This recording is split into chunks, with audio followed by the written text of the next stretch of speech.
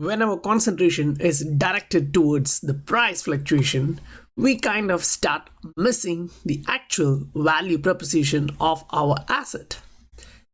Listening to some of these areas of discussion will actually allow us to breathe a bit easy.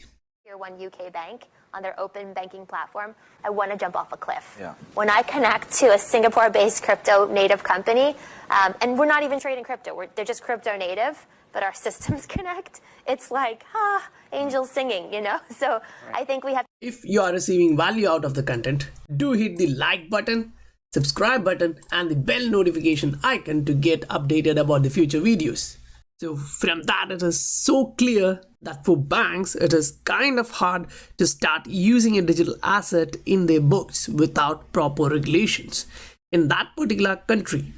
And still, they can do transaction using a crypto native partner.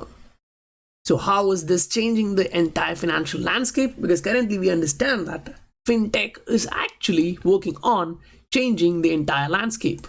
And there's a really interesting PwC survey that was done that said when we started out in 2014, over 75% of corporate treasurers of the top 50 companies in the world would never use a digital product, would never work with a fintech, and wouldn't be interested in doing any kind of treasury trading, hedging, or derivative investment management online without their traditional banking. 4 years later, just 4 years later, that's now dropped to less than 25% would be unwilling to do that. So now it completely flip-flopped. Right. So now we're seeing, you know, the top remittance company, top payment company, top FMCG companies in emerging markets all coming to us willing to pay us in crypto or willing to use a fintech or a third party. I think that's a wild change in opinion and risk profile. So the attitude towards fintech is changing.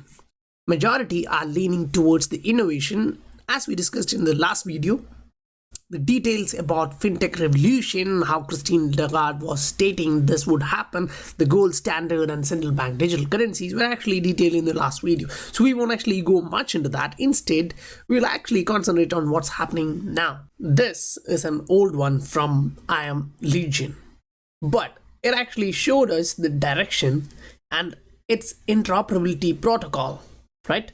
So which is being implemented. And once the majority are in, that is the tipping point.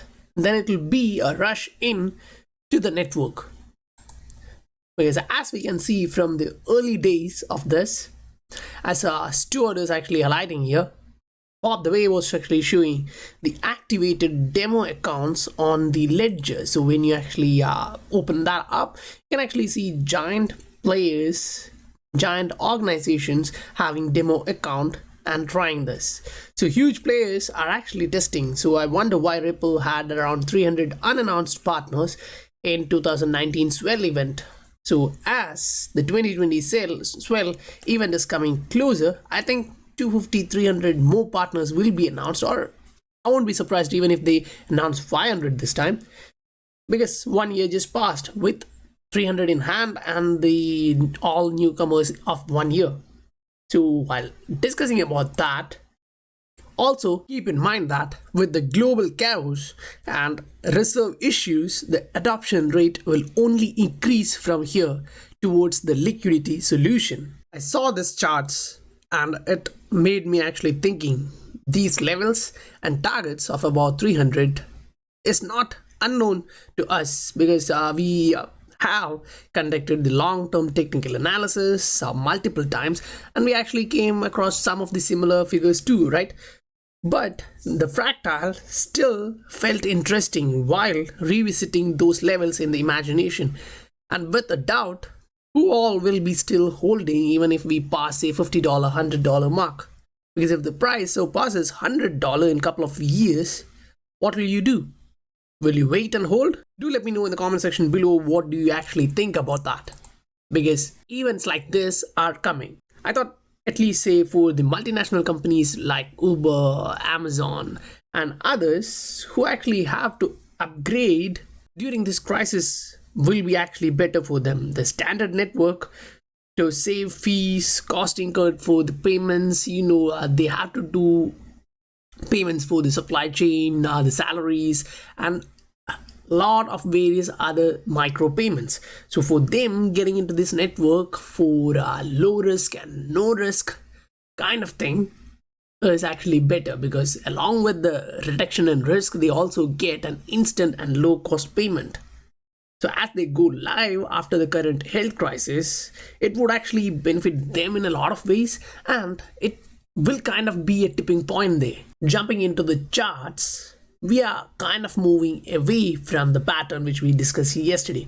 Now that is a smaller time frame chart. Say for example, this is a 2-hour chart of XRP, and within this, what we can see is we were actually moving within this triangle pattern, and we were actually looking whether we'll break to the downside or to the upside. You can actually see that in the yesterday's video. We were actually pointing that out, right? If we are breaking below, then a retest of that level is actually eyed, because if we are bouncing back down, then the probability is that we may actually reach around 0.21 or even around the bottom support of 0.2. So keep in mind that if we are not bouncing from this level, we are going back into this range, then this entire move to the downside would be a fake out, and we may actually move to the upside again. Now that was actually on a shorter time frame chart, right? Now if we actually plot some resistance support area within this and try to connect the points, which will actually give some valid trendline support area, this looks more or less like this one is kind of highly valid, whereas this one is not much. Even though we have like 3-4 touches on the line, it doesn't make much valid. But when we are actually plotting the horizontal support resistance line, it actually gives us kind of an idea that these previous levels, which held for a long time, is kind of being a heavy resistance. Now we kind of reached near that area. There was the selling pressure, we came a bit down. Now this is a 12-hour chart, and what is interesting here is, okay, let's take out all the indicators. If we actually plot just one indicator, say considering this move up and this entire fractal here, it kind of looks like a bullish flag of XRP itself, because most of the time when XRP makes a bullish flag, usually it get a fake out like this till the bottom. Then it move back in, consolidate in that area and break to the upside. So we can actually look forward to a break above this level, that is 0.227.